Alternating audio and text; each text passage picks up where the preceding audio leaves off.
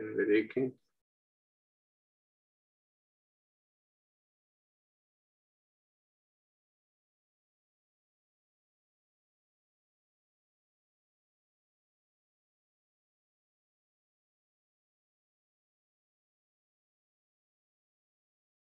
Silvio.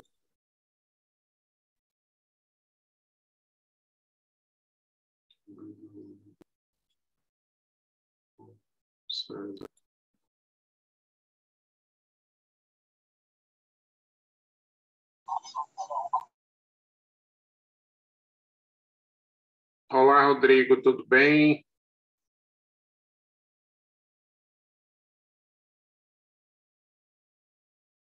Tudo bem, Rodrigo? Rebeca, tudo bem?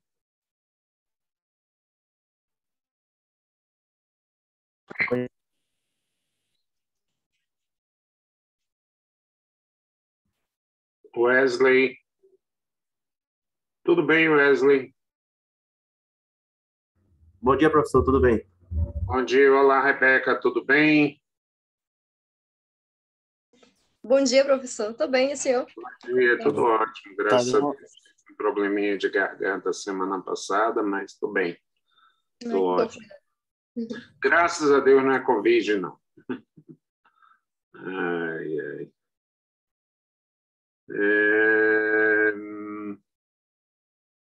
Lara está aqui também, né?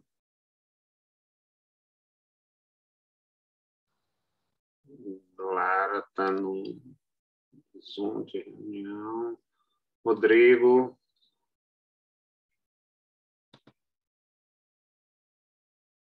O Silvio, Lara. Olá, Marcos.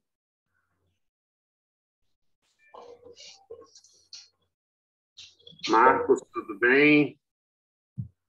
Tudo bem, professor? E você, Geisa, como é que está? Tudo bem? Professor.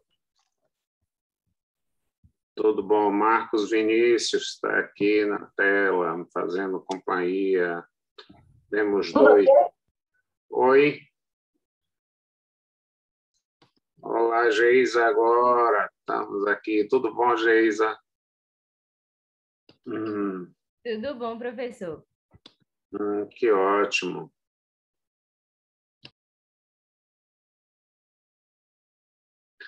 Bom, nós estamos ainda, digamos, numa fase preliminar, só que me deu uma inveja de tomar essa água que Geisa está tomando, eu vou tomar um pouquinho também. Faz bem, água é bom.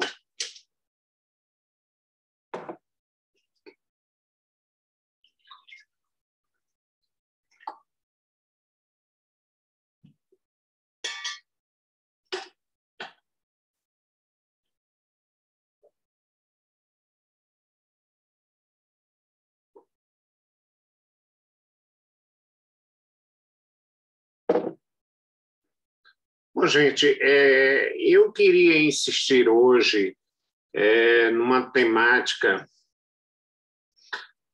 que entrelaça, eu diria que numa relação triangular, os juízos de razoabilidade, proporcionalidade, como ferramentas ou como postulados de ponderação. O que é isso, na verdade, que eu quero passar para você, Marcos, e Geisa e demais, Rodrigo, Rebeca, Eric, Wesley, Bruna, e daqui a pouco eu me perco, né? Bruna apareceu aí, que bom, Bruna, para fazer companhia para a gente, tudo bem? Então, nós temos uma trilogia que vai nos servir de ferramenta para o pensamento jurídico. Elas não chegam, elas são mais do que princípios, porque elas são postulados. Celso, qual é a diferença entre princípios e postulados? Princípios são pautas de condutas que nós afirmamos. Por exemplo, Eu digo que é principiológico garantir a vida, é principiológico, a liberdade é um princípio fundamental, não é? A privacidade é também um princípio, não é?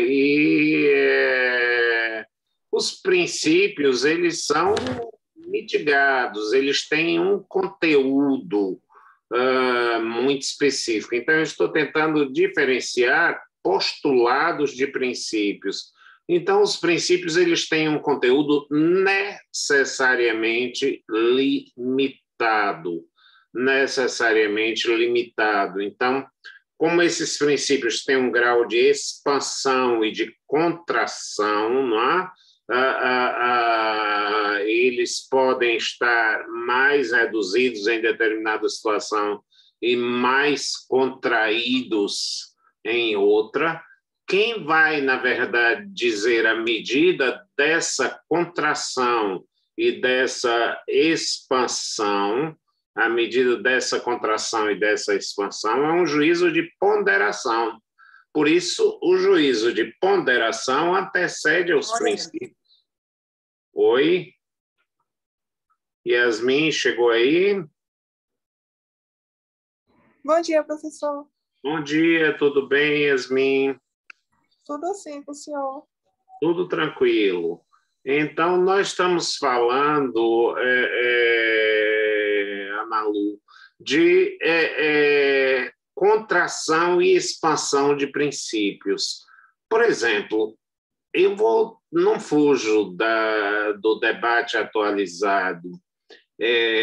Liberdade de expressão.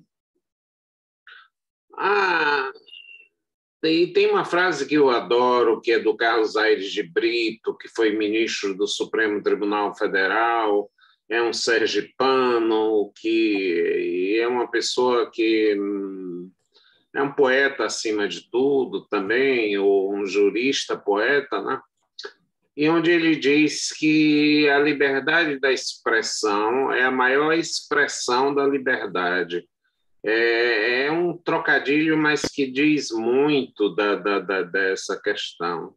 Então, a liberdade de expressão é a maior expressão de liberdade.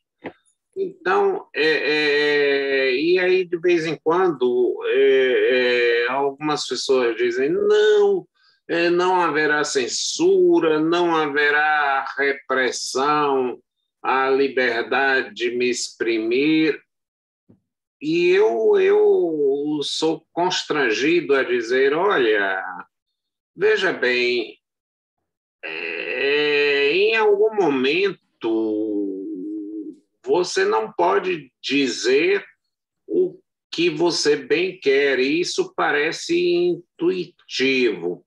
Vamos imaginar, se você estiver num cinema, você pode de uma hora para outra gritar fogo.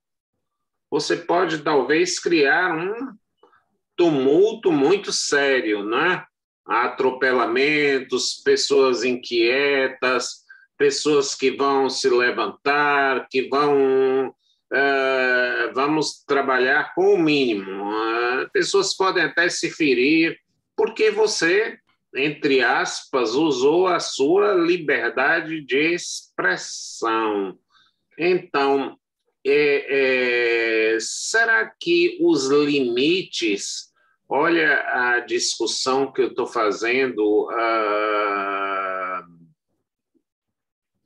em homenagem a vocês. Eu tenho uma matéria nesse curso, chama-se Temas Aprofundados de Direito Administrativo, mas eu não acho que vocês tenham que ficar com temas superficiais de direito administrativo. Então, eu acho que um grau de aprofundamento é o que homenageia a inteligência de vocês.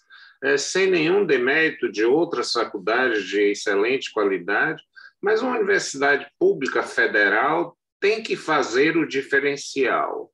E esse diferencial envolve um aprofundamento de situações. Então, vamos trabalhar o princípio da liberdade de expressão. Eu digo para caricaturar, e quando você faz essa caricatura, você usa o argumento ad terrorem, ou seja, numa situação extrema, você não pode reconhecer a liberdade de expressão de alguém gritar fogo, né?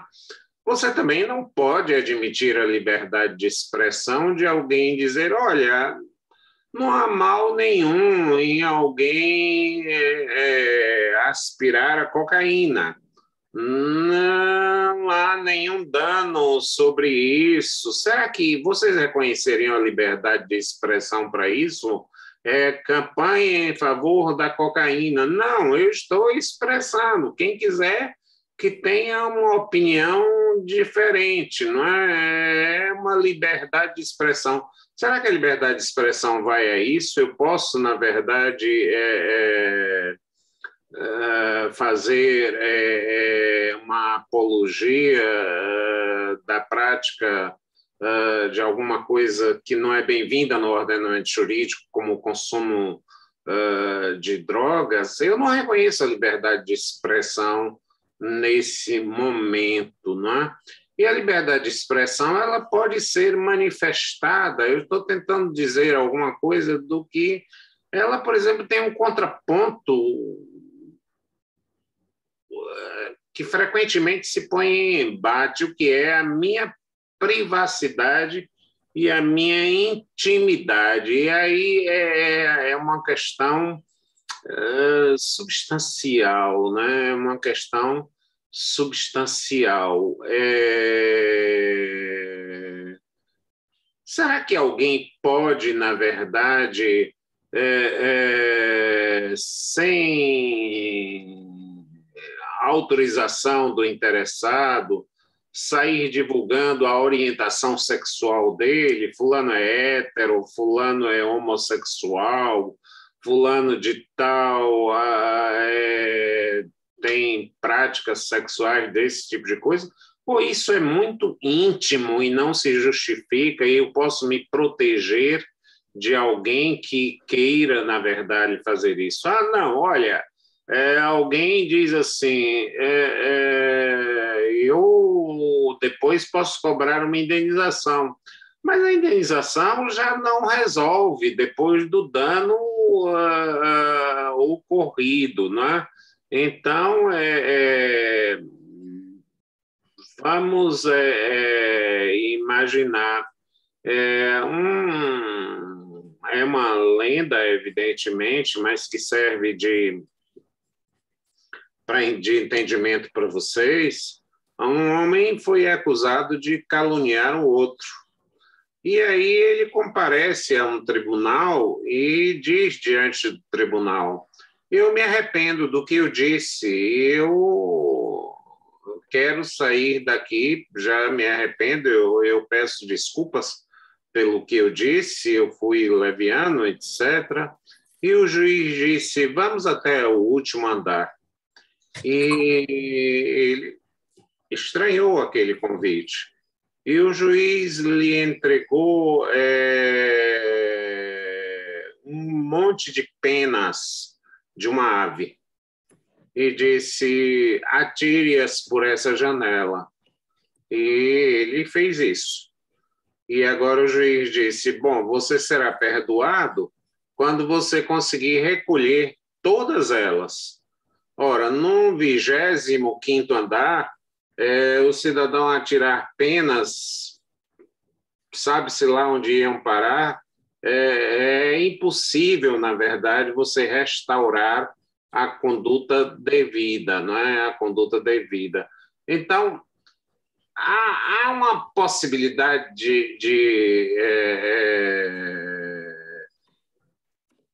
expansão ou de contração dessa liberdade de expressão? Há, sim. Por exemplo, discutiu-se se era válido alguém dizer que um determinado político que tinha pretensões governamentais tinha problemas de alcoolismo.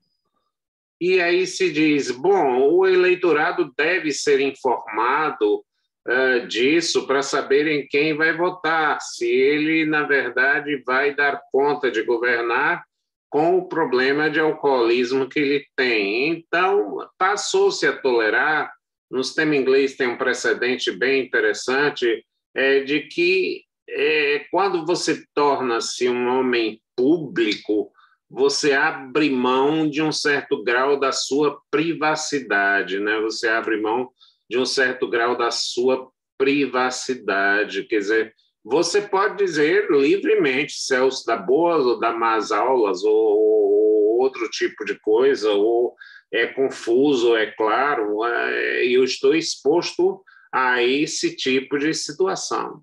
Mas a pessoa que está lá em sua casa, que não se expõe, ela deve ser protegida, deve ter uma proteção à intimidade maior do que aquelas pessoas que efetivamente buscam um determinado grau de exposição, não é? Artistas, pessoas que, na verdade, buscam o público, podem receber a crítica desse público. Agora, a liberdade de expressão, eu não conheço nenhuma liberdade que não tenha um determinado limite, que não conheça um determinado limite. Por exemplo, a liberdade de ir e vir. Poxa vida, que alguém não tenha liberdade de ir e vir, depende. Você pode, por exemplo, dirigir um automóvel, uma motocicleta ou simplesmente moto na contramão? Mas eu tenho a liberdade de ir e vir. Não, mas você está na contramão. Será que eu posso, na verdade, restringir a sua liberdade de ir e vir para organizar o trânsito? Eu acho que todos nós afirmaríamos positivamente, né? Quer dizer, a liberdade de ir e vir comporta determinadas restrições. Então, nós já sabemos, Bruna, que efetivamente todos os princípios, eles, na verdade, se mitigam e se entrechocam, né? E interagem. Né? Você não pode expandir determinados princípios ilimitadamente. Né? Um jurista-filósofo argentino disse que alguns valores jurídicos que se traduzem nesses princípios, quando exagerados, transformam-se em um contraprincípio, ou seja, em algo a ser repelido. Por exemplo, a ordem é um princípio, sem dúvida nenhuma.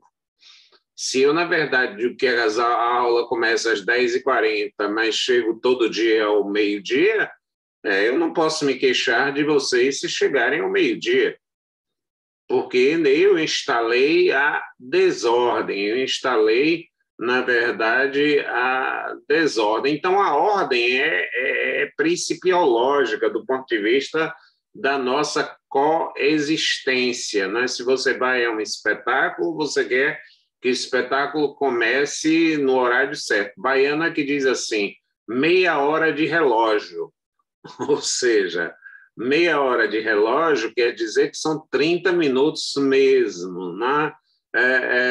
Mas o amazonense, eu gosto do povo do norte, diz depois da chuva ou antes da chuva, não é? E então, algumas coisas, eu às vezes sou meio crítico, as pessoas... Depois do almoço, pode ser, eu digo, me diga que horas você almoça e quanto tempo você gasta durante o almoço, né? Porque é preciso você ter um mínimo de grau de ordem, né? Um mínimo de grau de ordem, né? Agora, Carlos Costa diz o seguinte, quando essa ordem é exagerada, quando essa ordem é amplificada sem limite, essa ordem se transforma em que ela... num desvalor, que é o ritualismo, que é, na verdade, a imposição de uma ordem asfixiante, de uma ordem sem, na verdade, ter um determinado sentido. Quer dizer, a ordem existe para nos garantir um diálogo, para nos garantir uma convivência, para nos garantir uma forma de vida. Por exemplo, eu vejo pessoas, eu ainda não conheço, mas tenho vontade de conhecer, diz que você vai em Nova Delhi, na Índia, e diz que o trânsito é muito caótico, porque não se tem semáforos, não se tem, na verdade, orientações para o trânsito. Então, isso dificulta sensivelmente a direção de veículos e produz, com frequência, determinados acidentes. Agora, vocês imaginem, por exemplo, a minha pequena cidade, que é Casa Nova, à beira do Rio São Francisco, perto de Juazeiro, a 60 quilômetros. É uma cidade minúscula, pequena, e que ela resolvesse colocar semáforos. Seria, na verdade, um ritualismo. Por quê? Porque são tão poucos os carros que circulam que de longe você percebe que eles vão circular. Então, não faz sentido você fechar o sinal e deixar aqueles carros ali parados sem ninguém para atravessar e sem outros carros para cruzar. Não há movimento que justifique esse tipo de coisa. Quem é do interior sabe bem do que eu estou falando, né? De que o mesmo semáforo que é necessário para realizar um valor ordem na cidade do Salvador é um semáforo desnecessário para realizar o valor ordem. Eu só vou falar da minha cidade, em Casa Nova. Um dia eu fui achar que estava inventando um nome qualquer, disse em Pedras Altas. Um camarada levantou e disse assim, numa palestra: opa, eu sou de Pedras Altas, professor, por que o senhor escolheu e tal? Eu disse, desculpe. Aí eu fiquei sem saber, eu ia dizer, eu nem sabia que Pedras Altas existia, mas aí seria uma coisa pior ainda. Já imaginaram que situação danada, né? A vontade que tinha era dizer, eu achei que era um nome fictício. Eu não ia saber que Pedras Altas é a mesma coisa. De Casa Nova, vocês dizem o quê? Que é isso? E tal. Mas agora vocês sabem que para serem aprovados tem que saber que Casa Nova existe, né? Então, a ordem ela se descamba num ritualismo. A liberdade de expressão pode ser danosa, não é? Um pouco de pimenta pode melhorar o gosto de uma comida numa linguagem bem culinária, mas muita pimenta estraga a comida, né? Torna a comida terrível, né? Eu, aliás, o grande choque cultural que eu tive na Cidade do México foi quando eu vi que tinha nos supermercados seções inteiras só de pimenta. Sessões inteiras só de pimenta, por isso que eu me lembrei isso, né? E tem fazendeiros de pimenta, né? O pessoal cultiva numa fazenda imensa pimentas, e tem as pimentas de vários graus, né? Algumas pimentas que são, inclusive, contraindicadas para pessoas que têm hipertensão, são pimentas extremamente atuantes ou agressivas mesmo, né? Então, a dimensão dessas situações, o valor ordem, o valor segurança. Segurança é fundamental para o direito. Quer dizer, o direito repousa na segurança. Eu não posso estar mudando a regra do jogo de uma hora para outra, e a gente vai verificar isso. Mas o excesso de segurança vai nos levar a morar em bunkers, naquelas fortalezas que nos protegem. Por exemplo, a população do Afeganistão está receiosa e que, para estar em segurança, não sai mais de casa, né? não sai mais de casa. Será que essa segurança é o ideal de vida? Não. Ela é, naquele momento, necessário até que a gente veja se vamos ter Talibã, paz e amor, ou se vamos voltar ao Talibã das origens, né? Que trata ou destrata especialmente as mulheres, né? Ser mulher na história do Talibã é alguma coisa de muito séria, de muito perigosa, né? Porque você não pode, as mulheres não podem ir às aulas, eles prometem agora que vão deixar, as mulheres não podem ser tratadas por médicos porque são do sexo masculino, então tem que ser tratadas por médicas. Agora, olha o paradoxo. Ninguém pode se formar, mulher não pode se formar em medicina, e mulher não pode ser atendida por um homem médico. Não é? Então, em quantas ficamos, na verdade? Quer dizer, e as mulheres adúlteras são apedrejadas, já foram. Quer dizer, não sei se voltarão a sê-lo, né?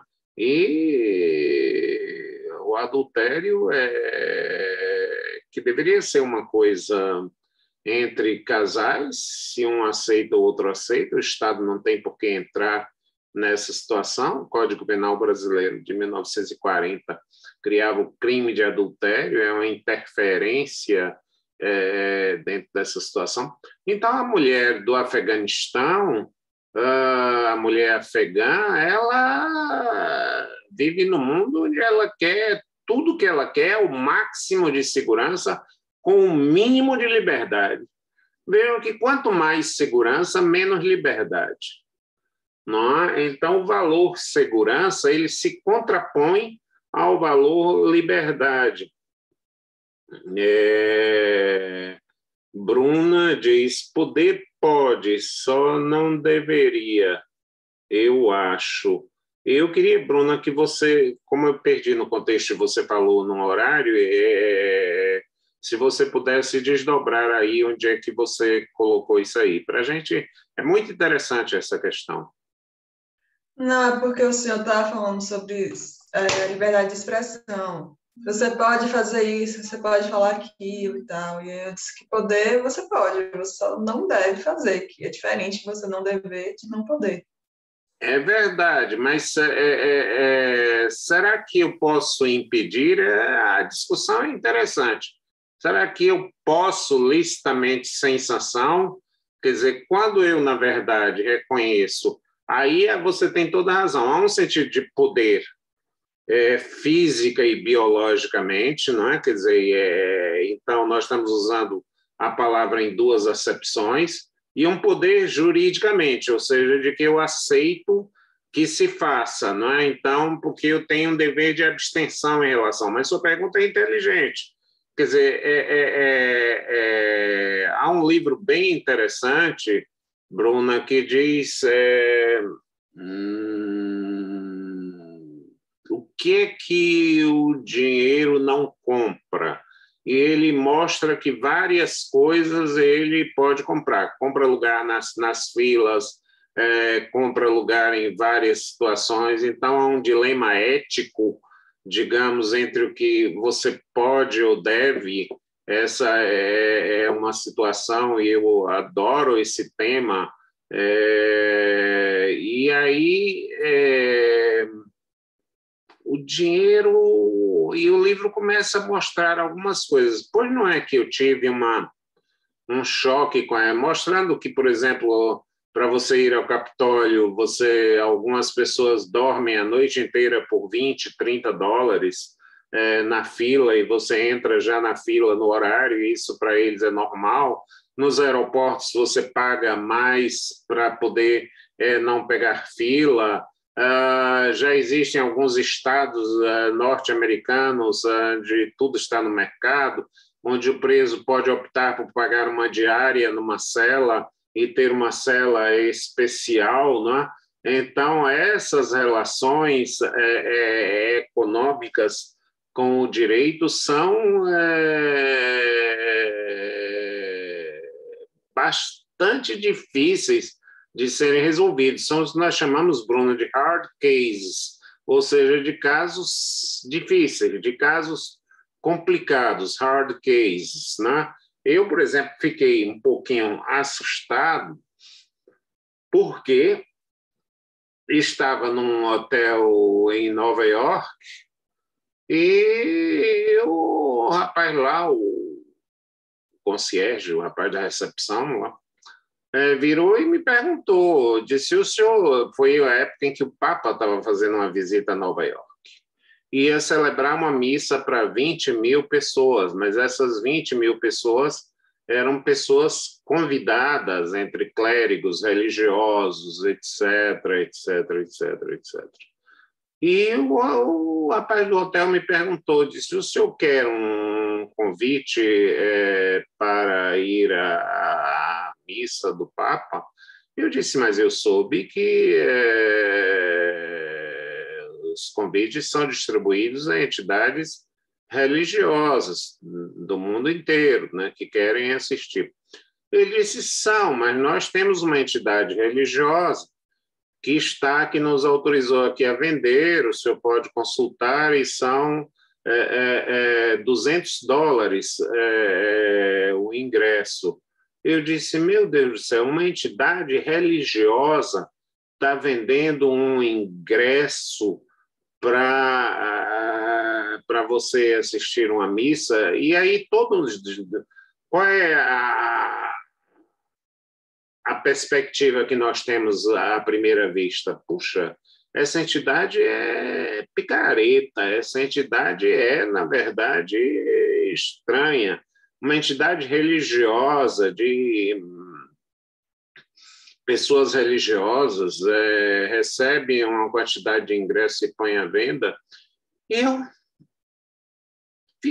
perguntei ao cidadão, ele disse, não, é que as religiosas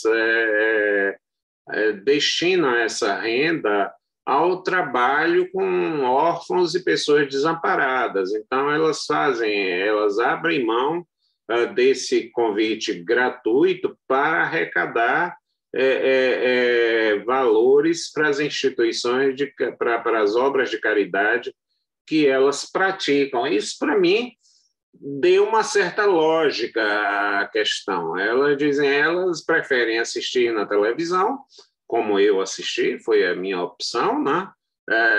Do que monetizar, para usar uma expressão corrente, esses valores para destiná-los a determinadas situações. Na Índia, a barriga de aluguel é permitida, né? E a mulher pode alugar o seu ventre para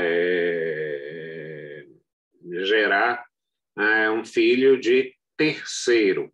E aí esse livro discute exatamente essa questão, poder e dever, né? Poder eu posso, dever não devo, quer dizer, e agora? E ele reserva apenas... cada provocação me faz gerar voos, né? E ele reserva apenas a expressão não pode para situações em que você sequer pode revelar que praticou. Tipo assim, você pode comprar um diploma de bacharel em Direito. Se você fizer isso, o diploma vai perder completamente o valor. Né? Você, na verdade, é da natureza do diploma que ele seja conquistado. Então, na verdade, você pode comprar a fila, você pode comprar o lugar na prisão, você pode comprar a preferência nos voos, você pode comprar, obviamente, a primeira classe num cruzeiro, as classes de luxo, Você pode comprar um carro importado. O que o dinheiro não pode comprar? É aquilo que você não pode revelar que comprou. Essa é, digamos, a grande questão. E, às vezes, a gente pensa que a filosofia ou que a ética é alguma coisa, digamos, uma coisa que a gente vai aprender e vai esquecer no final. Pois bem, a indústria automobilística americana, e esse é um debate que, por exemplo, está na comunidade dos advogados americanos, está discutindo o problema do carro elétrico sem motorista automático, mais do que elétrico automático. Qual é o grande dilema desse carro automático? Se ele proteger sempre o motorista, no caso de uma possível colisão, o motorista não, perdão, o passageiro, porque ele não teria motorista, se ele proteger sempre o passageiro no caso de uma possível colisão, o que é que vai acontecer? Pode haver uma situação onde, na verdade, o passageiro tenha ordenado, tenha feito um comando para que ele vá a um lugar perigoso, indevido, com obras em realização e com sinalização de interdição, mesmo assim ele dá um comando, siga, e vai vitimar determinadas pessoas, porque ele vai proteger sempre o passageiro e aquelas pessoas, às vezes, o trabalhador naquela obra que está ali, e que, portanto, como está proibido o acesso de veículo, mas ele ordenou, e a máquina não chega a essa inteligência toda, porque tem aquela placa ali, mas ele está recebendo um comando para seguir em frente, e a máquina protegerá, digamos vocês, nesse caso, a quem? Você diria, bom, deve deixar proteger o trabalhador que não cometeu nenhum ato ilícito. E agora eu pergunto a vocês, se uma indústria de carros disser que o padrão ou a inteligência artificial dela protege sempre o condutor, ela vende muito carro, mas será que isso é ético? E se ela disser que protege quem estiver com a razão hipoteticamente? E aí você não vai querer comprar nenhum carro dela.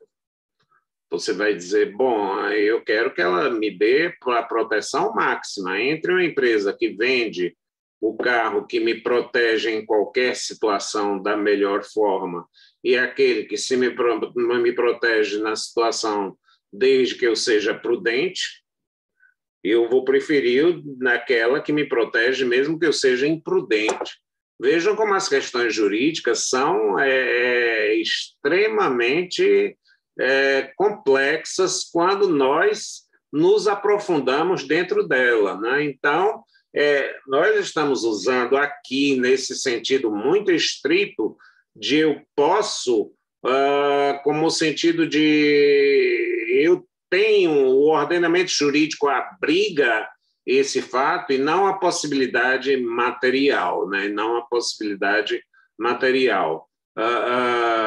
Porque eu estou dizendo, há possibilidade jurídica, não possibilidade real. Há possibilidade jurídica de você disparar nas ruas? Não. Há possibilidade material. Mas então, Bruna chama atenção para um fato muito importante. Vamos diferenciar o que é a possibilidade jurídica, que é um ângulo mais restrito, o ângulo da ética, e a possibilidade real, que é o mundo da física.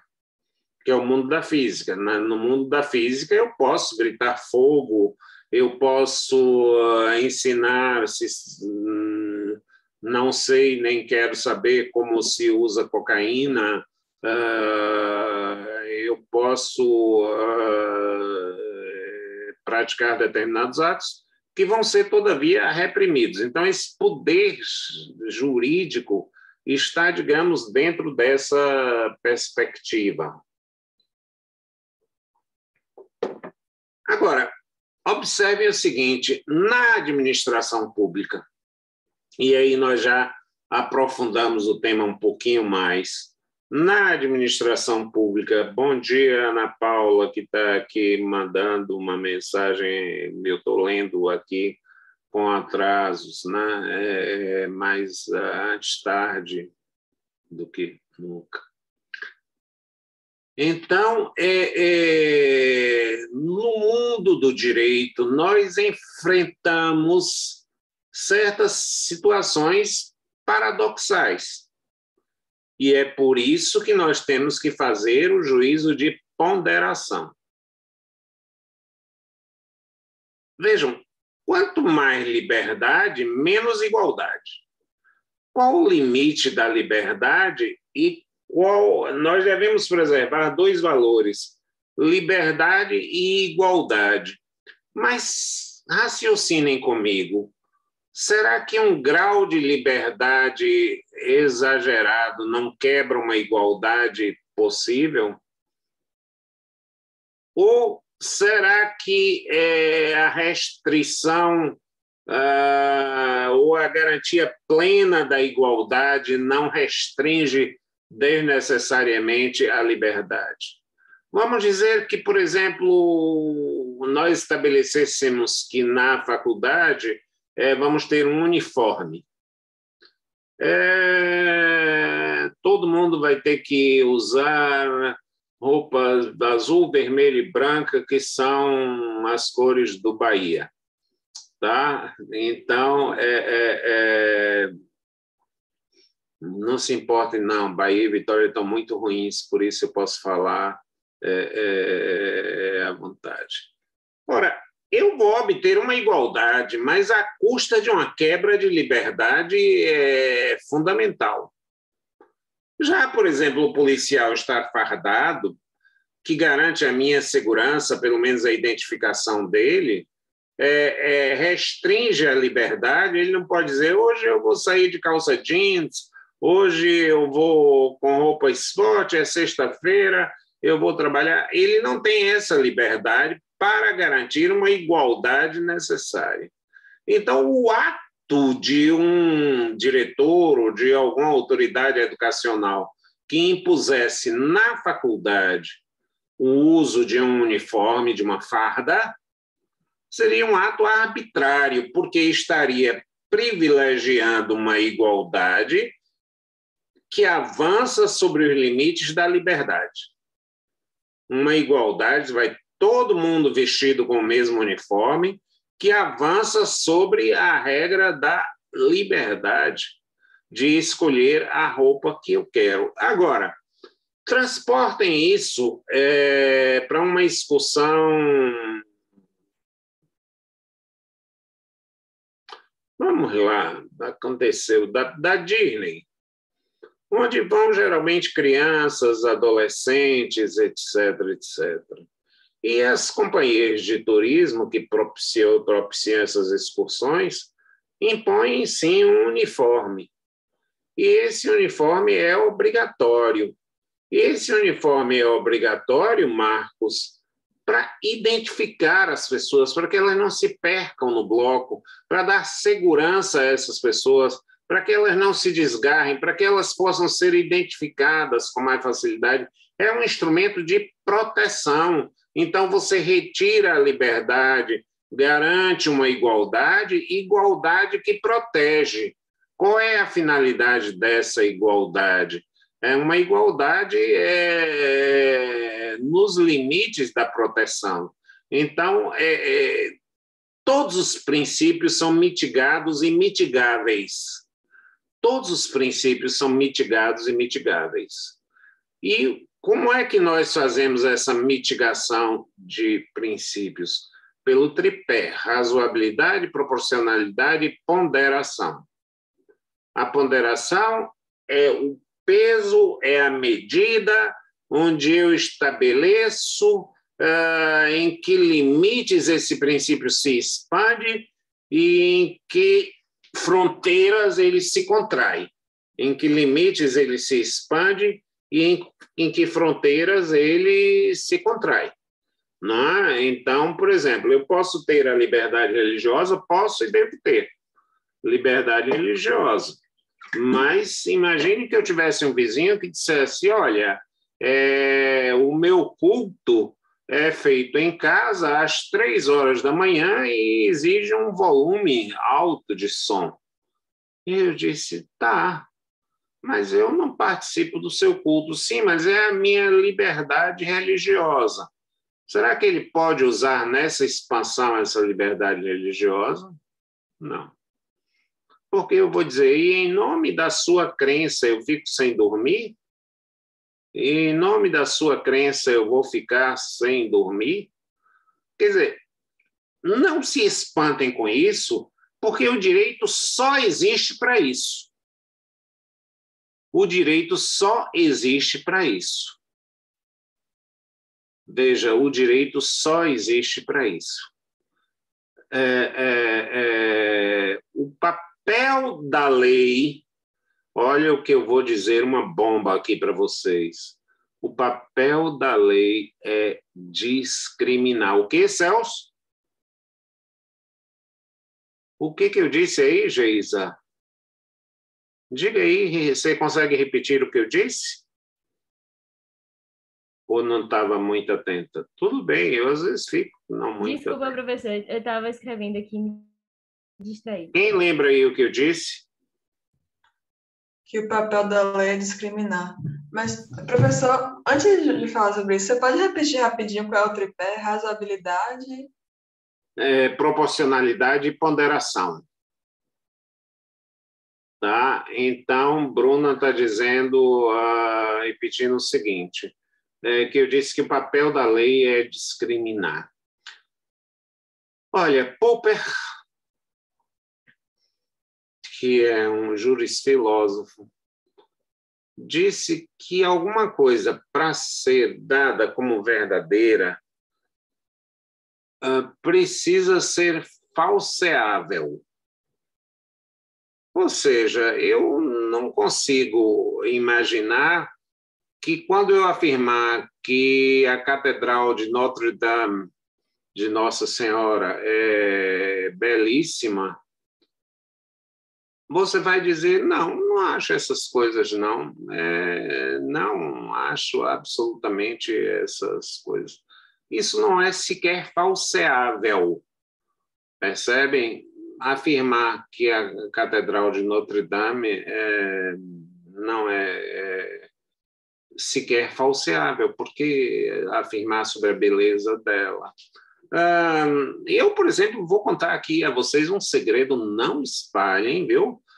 Vocês vão jurar sobre os livros e cadernos que tiverem aí, que não vão contar esse segredo. Eu já estive algumas vezes na França, uma vez para alegria minha, para fazer o exame da tese de doutorado da professora Kaline Ferreira, eu fui um dos examinadores dela na França, e já estive lá algumas outras vezes. E eu, acreditem, não conheço a Torre Eiffel.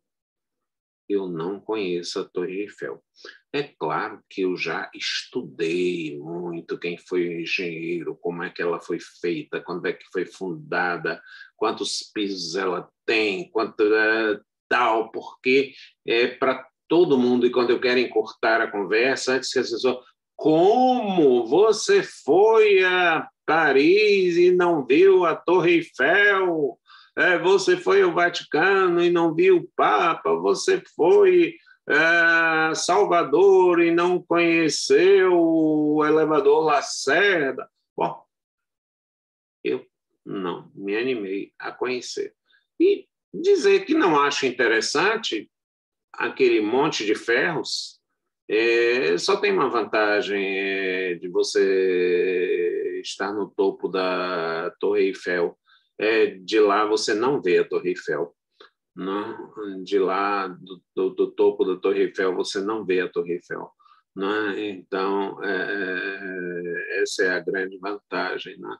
Mas aí eu digo logo, eu conheço, adoro, eu passo por adiante. Se a pessoa insistir, eu vou adiante. Mas eu digo, a Torre Eiffel não é interessante. Aí você diz, mas é interessantíssima. Tá, isso não é sequer falseável. Isso não é sequer, ou seja, não pode ser falseado. Eu vou continuar com a minha opinião e você vai continuar com a sua. Então, na verdade, para ter um mínimo de grau de cientificidade, ela precisa ser falseável e não conseguir ser falseada. Agora vamos para uma verdade falseável. Todo metal se dilata ao calor. Os metais se dilatam sob o impacto do calor. Os metais se dilatam sob o impacto do calor.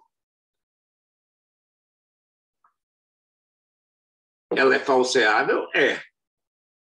Como é que eu posso falsear? Mostrando que há um metal que não se dilata ao calor. Como até agora não se encontrou, eu afirmo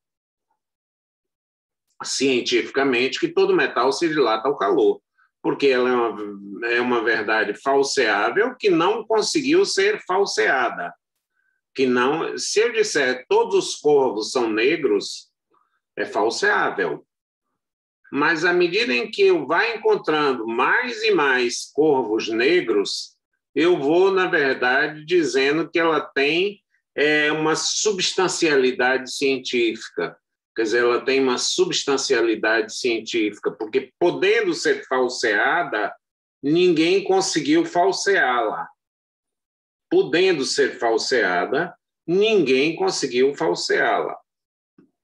Essa é uma estratégia científica que não é das melhores, porque a indução é um salto quântico. Eu vejo 10 milhões de exemplares e projeto isso para a totalidade dos exemplares, né? Se eu disser, olha,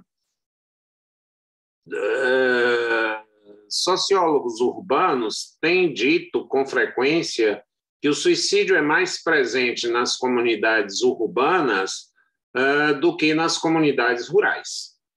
Essa é uma observação generalizada. Mas essa é uma observação feita a partir de um número representativo, ela é falseável, mas não conseguiu ser falseada. Porque quando você pega em cada país, separa a zona rural e separa a zona urbana, você vai ver que os suicídios são maiores na zona urbana, né? Então, é uma verdade, é uma premissa falseável, mas que não conseguiu ser falseada. Existem premissas não falseáveis? Existem. Fulano é belo, fulano é feio, fulano é simpático, fulano é antipático, fulano é competente, fulano é incompetente, fulano é agradável, fulano é desagradável, eu tenho uma religião, eu não tenho uma religião. Nada disso é sequer falseável. Então, houve até uma crítica, e Popper faz essa crítica a Freud, porque diz que Freud diz que o sonho é a expressão dos desejos. E quando perguntam a ele o que é o pesadelo, ele diz que é o desejo desconhecido. Bom, aí você torna não falseável. Você traz a verdade para a impossibilidade. Se você diz que o sonho é a expressão dos desejos e que o pesadelo é um desejo seu, mesmo desconhecido, fica difícil, então, de você fazer a demonstração de que o sonho não é. Pode até ser mesmo, né? Freud tinha uma cabeça fantástica, né? Mas a falseabilidade não quer dizer sobre o falseamento. O falseamento faz com que a impossibilidade desse falseamento faz com que eu dê substancialidade científica à minha afirmação. Então, dá para vocês entenderem o que é falseável e o que é falseado? Eu vou pedir a alguém, a algum voluntário aí, que me diga uma premissa falseável e uma premissa não falseável. Quem quer se arriscar aí? Quem quer se arriscar? Não, porque não há riscos. Não se preocupem, eu jamais vou desestimular nenhum tipo de raciocínio. O que seria para vocês alguma coisa não falseável? Façam uma afirmação que não seja falseável, que nem comporte discussão. Olha, eu tenho a minha opinião, você tem a sua.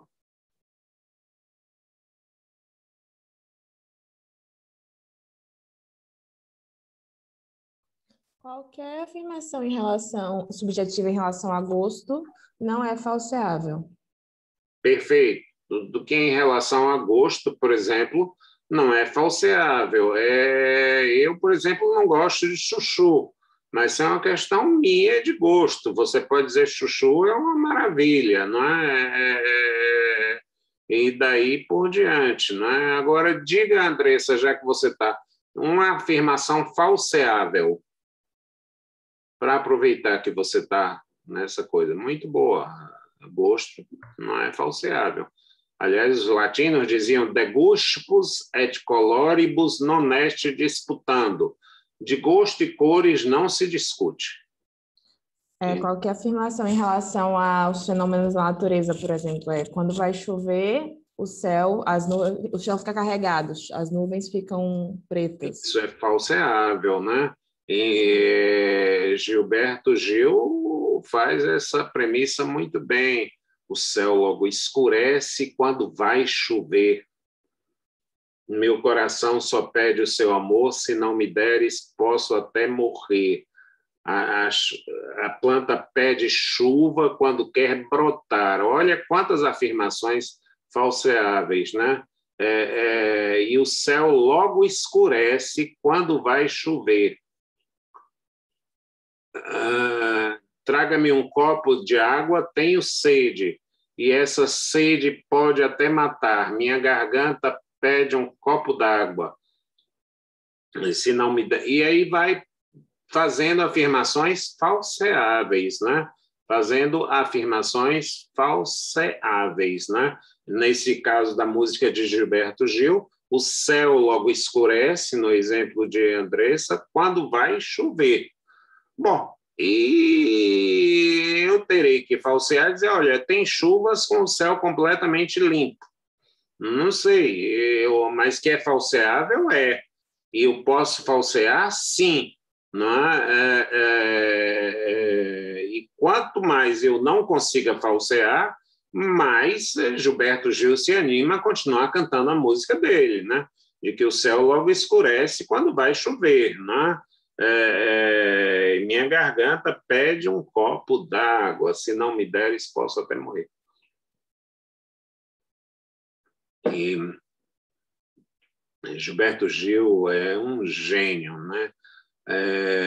Quando ele tem uma música chamada Refazenda, abacateiro, sabes bem ao que eu estou me referindo, porque todo tamarindo tem o seu azedo, doce cedo, antes que janeiro, doce manga venha ser também.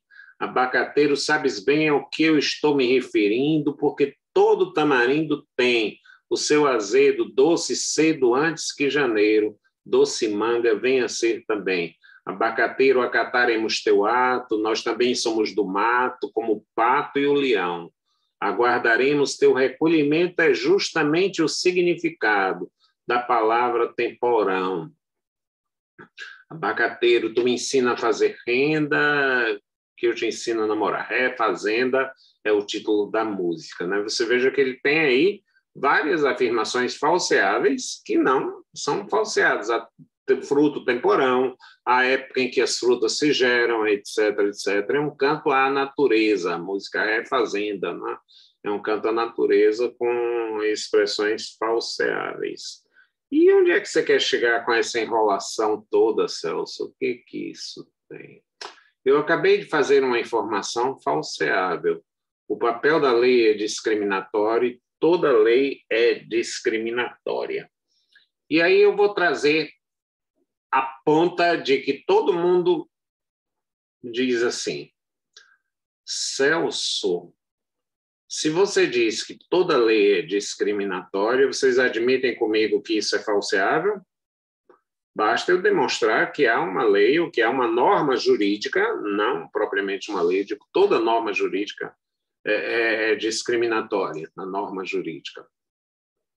E vocês disseram, eu vou falsear. Tente falsear. E aí, um aluno já me disse, e essa eu já tenho a resposta pronta, ele disse, todos são iguais perante a lei. Tá. Ótimo. Então, como é que eu vou falsear essa afirmação que está na Constituição? Todos são iguais perante a lei. Ai, meu Deus do céu! Essa norma é discriminatória, sim, porque ela, na sua interpretação, não envolve, por exemplo, o direito de herança para todo mundo. Se todos fossem iguais perante a lei, ou todos tinham direito à herança, ou ninguém tinha direito à herança. Se todos fossem iguais perante a lei, todo mundo tinha direito à melhor escola.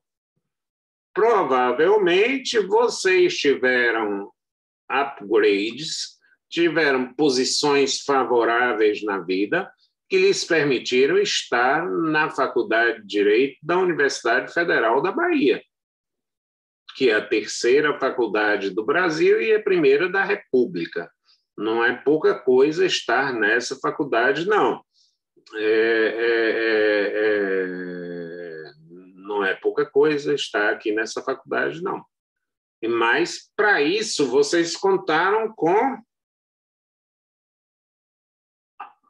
alguma coisa à frente de outros. Uma educação melhor, uma formação melhor, uma família mais estruturada, uma vontade de vencer maior, uma situação qualquer. Então, dizer-se que não há discriminação nessa norma de que todos são iguais perante a lei, não me interessa o texto da lei, o que interessa é o sentido da norma. Será que, por exemplo, o estrangeiro tem direito à escola regular aqui, quando ele estiver visitando? Não, não tem. Só se reconhece a escola ou residente, pelo menos no Brasil. Se ele é turista, ele não tem direito ao ensino regular. Ele não pode, na verdade, enquanto turista, disputar a vaga numa universidade pública. Não pode, na verdade, enquanto turista, fazer isso. Ele tem que estar num processo regular. O papel da lei é discriminar. O papel da lei é discriminar. Por que que só vocês podem estar aqui nessa aula? Ou, se vocês quiserem fazer uma leitura, o que que eu fiz para ter que estar aqui nessa aula? Não é? Então, se não faz nenhum sentido uma norma que diz o sol se levanta às 6 da manhã ou às 5, 5:30, e se põe a hora do Ângelus às 18 horas, às 6 horas, onde rezamos os que creem a Ave Maria. Não faz sentido dizer se determinam que doravante os leões devam rugir, os cães devam ladrar, os gatos devam miar, a chuva deva molhar. Se não for para discriminar, não faz sentido a existência da norma. E aí, Celso, como eu vou criar um direito que é discriminatório? Eu tenho que ter uma base aí onde entra a ponderação em primeiro lugar. Se a gente não tiver clara essa premissa, não vai adiantar nada. Porque se eu liberar... Primeiro, não diga essa lei é discriminatória, porque você vai estar dizendo algo tautológico, algo que é repetitivo, que não acrescenta nada. A questão é saber se essa discriminação é ambígua, é irracional, é ilógica ou não resiste a um juízo de ponderação. E aí vocês diriam, vem cá, se os Estados Unidos resolvessem voltar ao Afeganistão e com a presença dos talibãs que não são muito adeptos dos direitos das mulheres, um eufemismo permitido aí, né? Só para não externar a minha indignação tão forte quanto a essa coisa. Será que os Estados Unidos estaria praticando algum ato indevido, dizendo só vou mandar homens para o Afeganistão?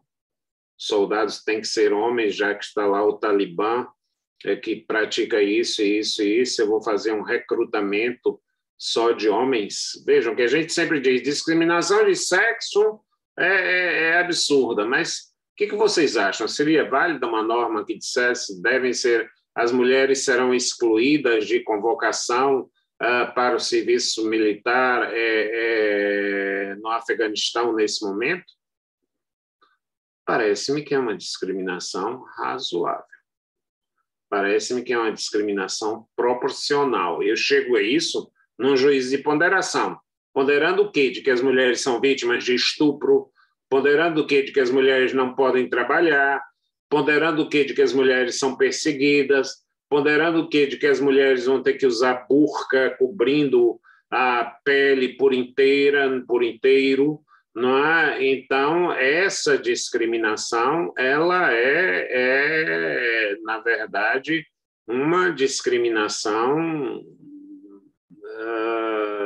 adequada e própria, e razoável e proporcional. Então, esse papel, não adianta você dizer que a norma é discriminatória, porque toda norma, ela é, em sua essência, uma norma francamente discriminatória, né? Senão ela não teria papel a cumprir. Não é? Nós não podemos, por exemplo, questionar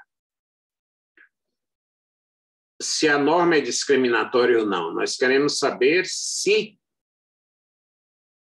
essa discriminação é adequada, é propícia, é razoável.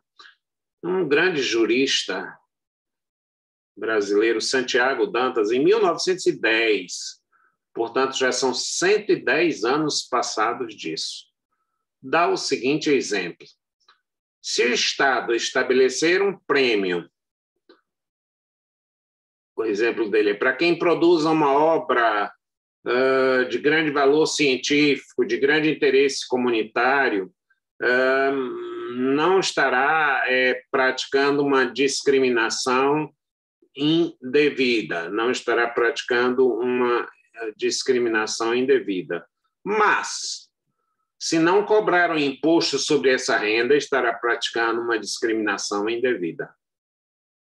Vejam que em 1910, tem 110 anos que essa afirmação foi feita. No primeiro caso, você merece sim pelo trabalho que você fez. É justo, por exemplo, que se premie ou que se tenha premiado Albert Sabin por descobrir a vacina contra a paralisia infantil? Muito justo, inclusive porque ele abriu mão de todos os direitos de patente, de marca, de invenção, exatamente para baratear o produto. O que os laboratórios hoje não quiseram fazer em relação a SARS-CoV. Não é? Então, agora, daí por diante, é você dizer que não vai cobrar o tributo por esse valor que entrou, aí já é uma discriminação inadequada ou indevida, né? Então, a dúvida que vocês devem ter, o questionamento, é se a discriminação é adequada ou inadequada, se ela é procedente ou improcedente. Não se preocupem, eu dei por suposto ou provem o contrário, que aí eu mudo tudo isso do que estou dizendo, de que existe alguma norma, está aberto aí o desafio, de alguma norma que não tenha um conteúdo discriminatório. Mesmo que da leitura direta ela possa insinuar isso, ela vai ter um conteúdo discriminatório, porque ela vai, na verdade, é justo, eu fico meio chateado, porque o pessoal não quer aceitar uma receita minha porque eu não sou médico, né? Eu acho isso, assim, uma coisa terrível, né? Só porque eu não sou médico não posso dar receita, né? E é uma discriminação? Mas é uma discriminação adequada? E aí, por exemplo, quando se criou a exigência do diploma de jornalismo, eu vou dar um toque na ferida, eu brigo com o pessoal da Faculdade de Comunicação fortemente, e o Supremo disse que isso era inconstitucional. O que o Supremo disse? Essa discriminação para exigir que só trabalhe em um jornal quem tenha formação em jornalismo, ela é uma discriminação indevida, uma discriminação desarrazoada, porque você vai impedir que várias ideias aflorem, que a liberdade de expressão seja contaminada. Né? Ah, mas olha, você não pode fazer reportagem. Sim, mas se você tiver aptidão, até porque não há possibilidade de você imaginar que um jornalista tenha conhecimento enciclopédico. Eu já participei de inúmeros congressos que tinham interesse de jornalismo, vamos imaginar, a nova lei de licitações. Aí alguns jornalistas amigos chegavam e diziam, professor, que perguntas eu posso fazer aí ao palestrante? Me dê aí umas sugestões para eu fazer umas perguntas sobre o que muda e tal, que eu estou totalmente por fora da nova lei de licitações. E eu colaborava com isso. O que mostra? Não era muito melhor que um jurista perguntasse sobre a lei de licitações? Então, hoje, por exemplo, você tem nos Estados Unidos jornalistas especializados em saúde que fazem, na verdade, uma série de estudos, de pesquisa que acompanham os movimentos sobre saúde. Mas não é possível que você impeça a um engenheiro que vá questionar, por exemplo, ou que vá fazer uma entrevista com o autor do projeto da ponte Salvador-Itaparica. Então, a questão é saber se essa discriminação é razoável ou não é razoável. A que se destina a discriminação? A proteger a segurança das pessoas. A proteger a segurança das pessoas. Se você exige que alguém seja médico, você está protegendo a saúde das pessoas, não protegendo o médico. Mas se eu assistir a uma orquestra desafinada, a única coisa que eu vou é não voltar a ver essa orquestra. Não faz sentido, no meu modo de ver, você cobrar do cidadão uma inscrição na ordem dos músicos para, na verdade, poderem tocar um instrumento de que dominam, né? Eu acho que sim, que os cursos devem existir, mas que a vedação profissional é uma discriminação do ponto de vista de ponderação de interesses desarrazoada e desproporcional. Desarrazoada e desproporcional. Desarrazoada e desproporcional. E aí, gente, a pergunta que fica no ar se vocês não estiverem concordando, por favor, não me incomoda nem um pouco, eu fico muito alegre com qualquer discordância. Eu sou bastante consciente. Um dos provérbios que eu mais gosto é um que diz o seguinte, que não ensine aos tolos porque eles vão se irritar. Ensine aos sábios porque eles vão agradecer. Então, eu não sou nenhum dono da verdade e quero ouvir, sim, a opinião livre de vocês, porque eu não tenho verdades prontas e acabadas. Eu estou mais para o Raul Seixas, eu sou metamorficamente ambulante, né? Eu sou metamorficamente ambulante. Então, eu estou propondo linhas de raciocínio para construirmos bases seguras de um direito administrativo, onde aí sim, e aí, Bruna, todo poder é igual a dever no direito administrativo. Por quê? Se a administração tem o poder de cobrar impostos, ela não pode dizer, mas esse é meu amigo, eu não vou cobrar, eu tenho dever. Se ela tem o poder de manter a cidade limpa, ela tem o dever de manter a cidade limpa. É uma peculiaridade do direito administrativo, essa simbiose, essa indissociabilidade entre o poder e o dever. o que só enfatiza o seu acerto em diferenciar poder e dever, porque eu posso cobrar uma dívida, mas eu vou abrir mão. Fulano está nessa pandemia, eu não vou cobrar o aluguel dele, não. Eu posso, mas não devo. Se puder fazer isso, não devo. Mas a administração, sempre que ela puder, ela deve. Quer dizer, os italianos têm uma palavra que eu vou tentar aqui escrever, porque ela é...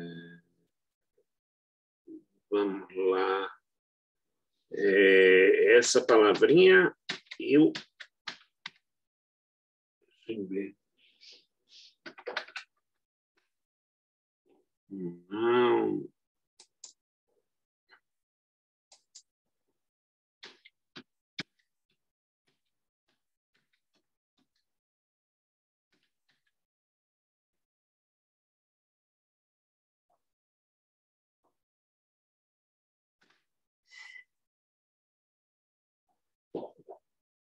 Estão lendo aí, nesse chat que eu coloquei aí? Essa é uma palavra em italiano, doverosità. E, Celso, você quer ser pernóstico, quer ser... Vale a pena para cobrar honorários mais altos. Você chega assim para o cliente e diz, olha, dada a premissa da doverosità, aí o cara diz, poxa, esse cara é bamba, né? Esse cara é retado. Né? A premissa da doverosità. O diabo é que eu não sei traduzir isso. Sabe como é que eu ando traduzindo isso? Deveridade. Estado de deveridade. Os italianos dizem que a administração está em permanente estado de ter que cumprir o dever. Que para ela, na verdade, o único direito que ela tem é o de cumprir o dever. Isso se chama direito de inordinação. Direito de inordinação. Vou botar essa palavra aqui porque...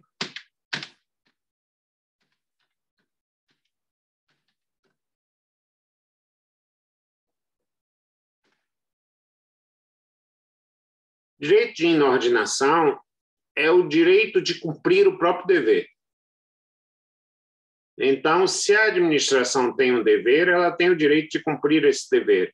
Mas se ela não tem o dever, ela não tem o direito de cumprir. Eu não posso querer, olha, preciso fazer essa rua, vou cobrar um imposto maior para isso. Eu não tenho esse direito de pedir o que não é devido, né? Eu só posso exigir, enquanto agente, o que eu devo exigir. Enquanto gente, eu posso pedir tudo. Uma coisa é ser gente, e para isso se exige capacidade apenas. Você nasceu, deu o primeiro chorinho, já é gente. Agora, para você se tornar agente público, agente do Estado, você precisa ter competência, você precisa ter efetivamente competência, né? Então, a administração, ela está sempre nesse estado de doverosità, nessa possibilidade única de cumprir o próprio dever, né? Então, no momento, a premissa que eu coloco, se a administração tem que cumprir o próprio dever, eu posso chegar e dizer a vocês, e aí vai a premissa final do dia,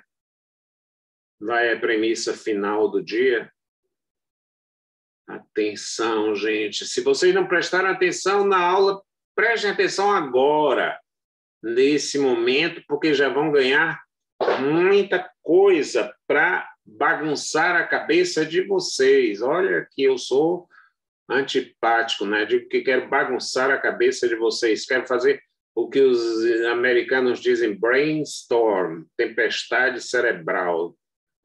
Tempestade cerebral. O que você vai dizer, Celso, agora? Faltam poucos minutos para acabar a aula. E você vai, será que a gente ainda está? Tá, eu só vou fazer uma brincadeirinha com vocês. Montesquieu, gente, é um enganador, desgraçado. Eu não quero saber, eu já briguei com Montesquieu, não quero graça com ele, não. Eu não. Quem quiser ser amigo de Montesquieu, do Barão de Montesquieu, estou fora. Por que você não gosta do Barão de Montesquieu, Celso? Porque ele fala numa tríplice divisão dos poderes. Daí? Nós vivemos tudo isso, a Constituição fala. O Executivo, o Legislativo, o Judiciário, como poderes, né? A Constituição Portuguesa já não usa a expressão poderes. E eu, como professor de Direito Administrativo,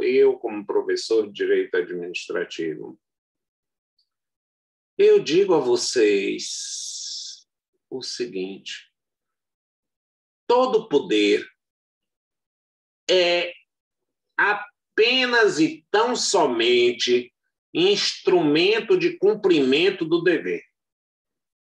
Olha o que eu estou dizendo, alto e bom som.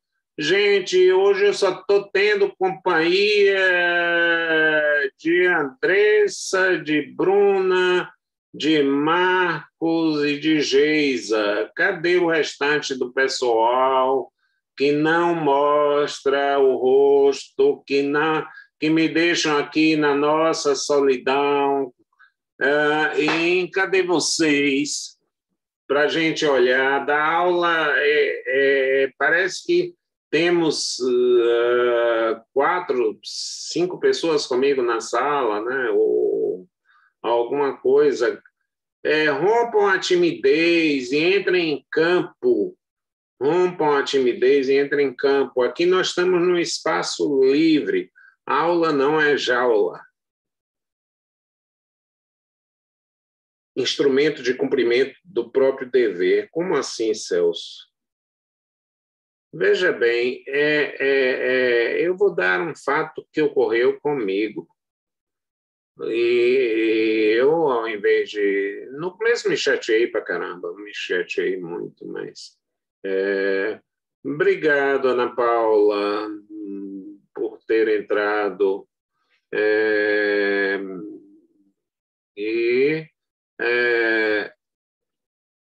Deixe ver, estamos mais ou menos empates entre... Não, as mulheres estão ganhando, como sempre, né? As mulheres estão ganhando, goleada. 4, e eu vou incluir nos homens para dar uma forcinha, 4-2, não, 3-2, mas 4-2. As mulheres estão ganhando de 4-2, vamos ver se os homens melhoram esse placar aí.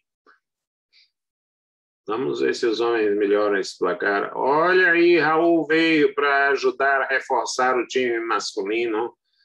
E agora vamos ver se as mulheres não querem perder, né? A Ana Lu estava aqui, mas já deu uma saidinha.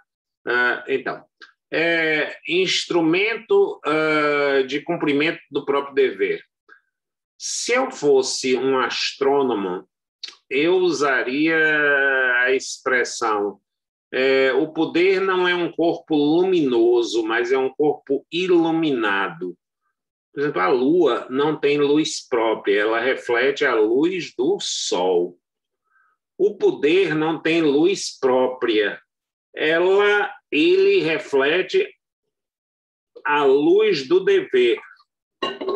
E agora, esse copo de água vai mostrar o que a minha professora de ciências, chamava-se assim, no ensino fundamental, dizia: a água toma a forma do vaso que o contém. Então, essa água aqui tomou a forma desse copo. Mas se eu colocasse a água numa xícara, ela tomaria a forma da xícara. Se eu colocasse a água numa bacia, ela tomaria a forma de uma bacia. e daí por diante. Ela não tem forma. Assim também, o poder é amorfo, é sem forma, porque quem dá a forma do poder é o dever. E onde é que entra a minha briga com Marcos Vinícius? Onde é que entra a minha briga com Montesquieu? É que eu não preciso de poderes, eu preciso de deveres que sejam exercidos, inclusive com o exercício do poder. Até porque o poder que não esteja contido no dever, ele é um desbordamento, é o que os franceses chamariam de détournement de pouvoir, um desvio de poder. Quer dizer, o desvio de poder é quando ele excede a esse tipo de coisa. Houve um juiz, desembargador depois, e que era meu amigo até, e um belo dia, graças a Deus vocês não vão mais pegar essa fase, os processos eram físicos, e eu retirei o processo fisicamente do gabinete, porque tinha um prazo para responder a uma apelação que tinham feito. 2 dias depois, 3 dias depois, eu tinha 15 corridos, hoje são úteis. Sai uma publicação no diário, impresso, todo mundo lendo. Intime-se o bacharel, com letras garrafais agora. Celso Luiz Braga de Castro, com letras garrafais, a devolver o processo número tal e tal e tal, no prazo de 24 horas, sob pena de apreensão.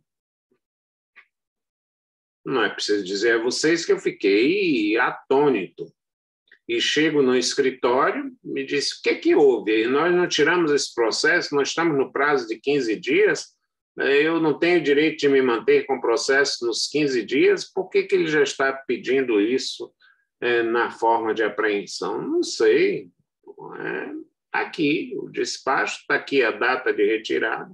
Diz, tem 2 dias, vai fazer 3 dias que eu tirei, ainda tenho mais 12 dias pela frente. Ele já está me dando 24 horas. Amanda está dizendo o seguinte, minha internet está muito instável, não consigo ligar hoje na aula. Não consegui ligar nem na aula que tive mais cedo. Não tem problema não, Amanda, a gente entende, a gente só estimula, mas não é uma coisa obrigatória não. E aí o juiz, eu vou dar o nome dele, já está falecido, eu gostava até dele. Não deixei de gostar por isso, não. E aí eu imediatamente fui para o cartório. Quando cheguei lá, o que se chamava escrivão, que era o braço direito dele, já me olhou sem que eu dissesse uma palavra. Disse, doutor, não fui eu não, viu? Foi o juiz. Não fui eu não, foi o juiz. Eu disse, Alberto, eu não falei nada. Não, mas eu já sei o que o senhor vai falar. Não fui eu, não. Eu com processo debaixo do braço. Boa tarde, doutor Clésio. Ele começou a dar risada. Eu estranhei. Ele deu risada e disse, eu sabia que você vinha aqui. Já estava lhe esperando. Já avisei o escrivão que você vinha aqui. Isso é claro, com um despacho desse. Agora, eu retirei... Não tem nada a ver com retirada de processo, não. Tem a ver que tem... Desde ontem que eu tento lhe telefonar e não consigo, o seu celular não atende, e eu aí tive que usar desse expediente para que você viesse aqui e me atender.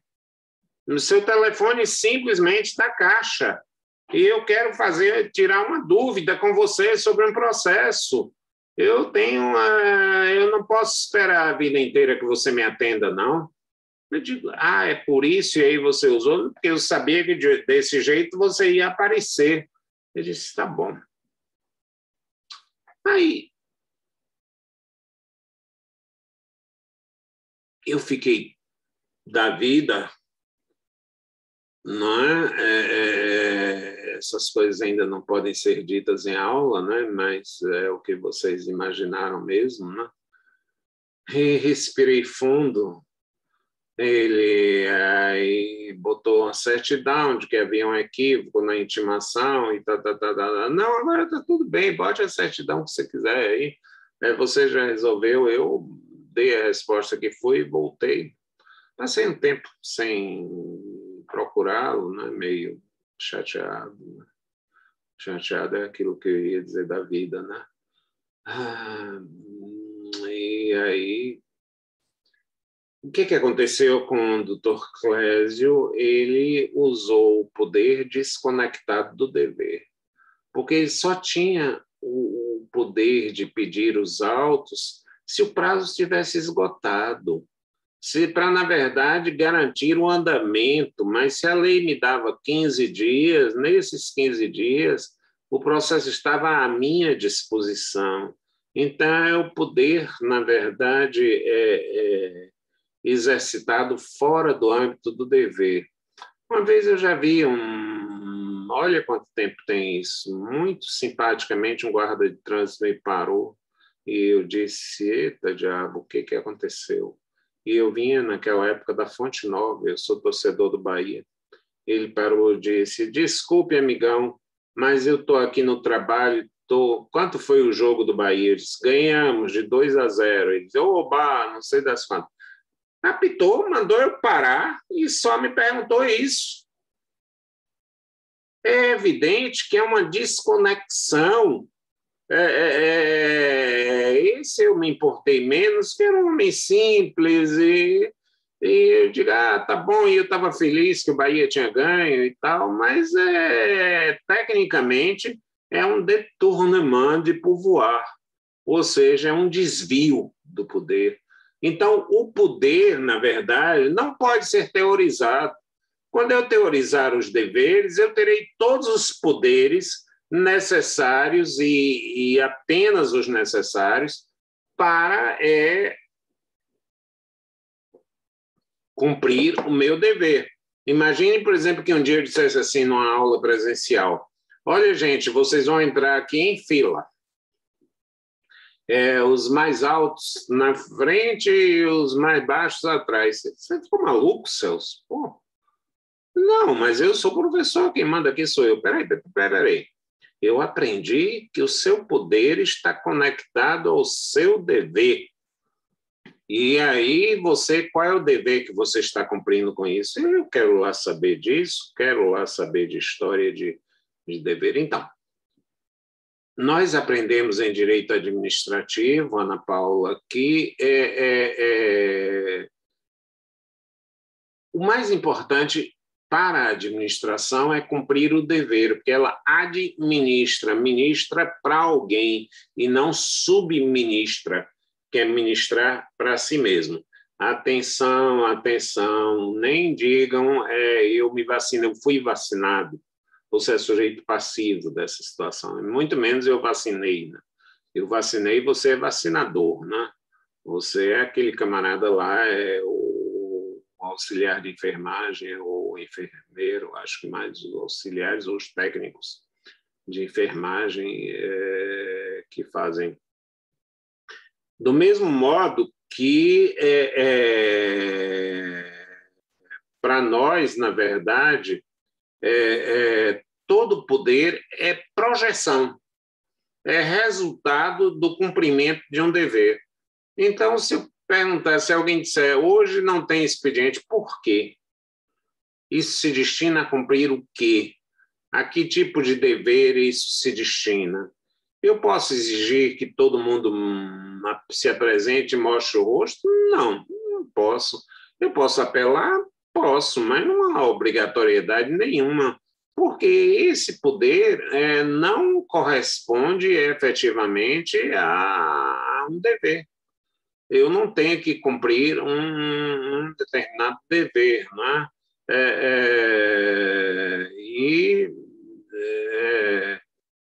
há uma velha piada que diz que um conferencista virou e disse assim, eu não sei por quê, Acho que esse povo anda muito cansado. Quando eu vou fazer uma palestra, de repente tem um bocado de gente dormindo.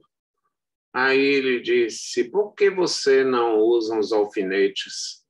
Aí o outro, como eu vou sair alfinetando o pessoal? Eu disse, não, vai você mesmo. Você vai alfinetar você mesmo, porque você é quem está provocando esse sono, né?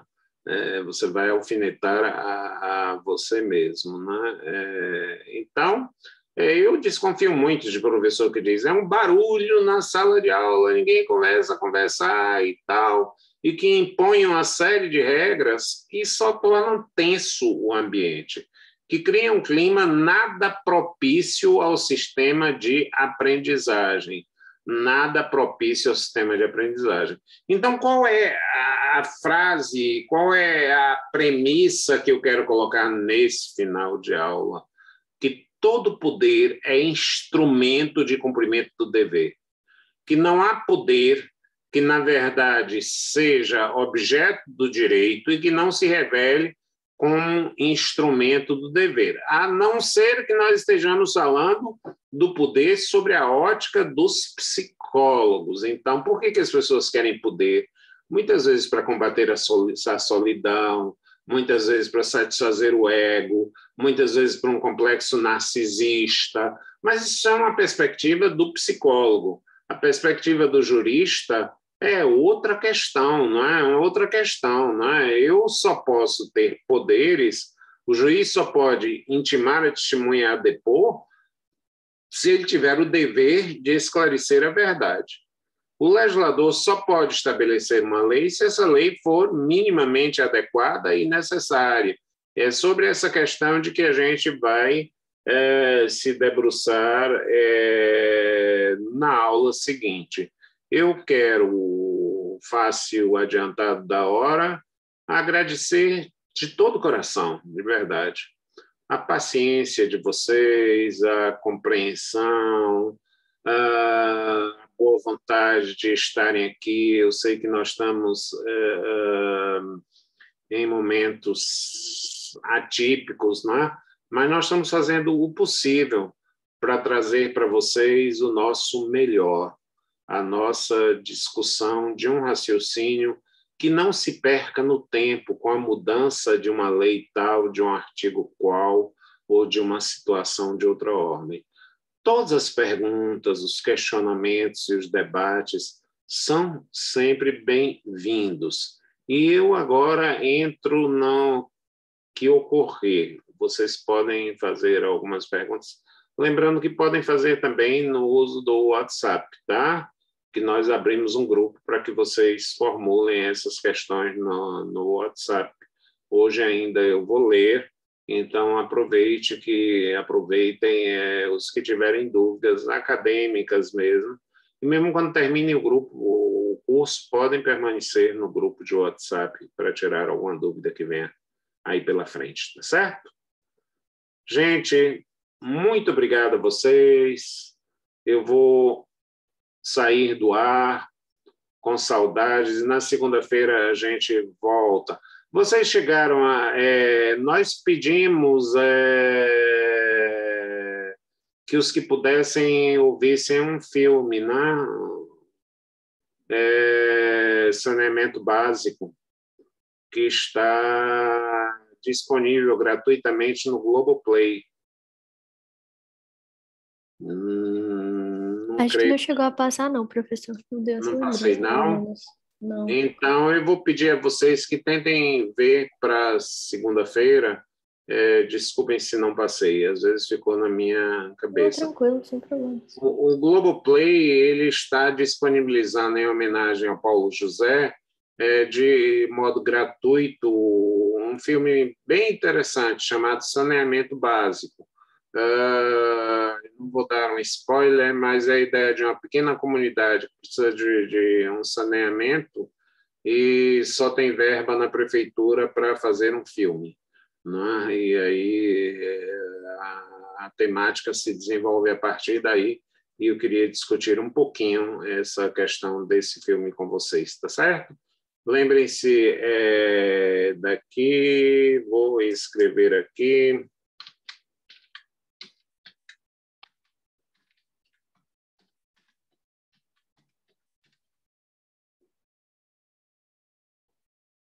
Assim, assento, mas vai lá.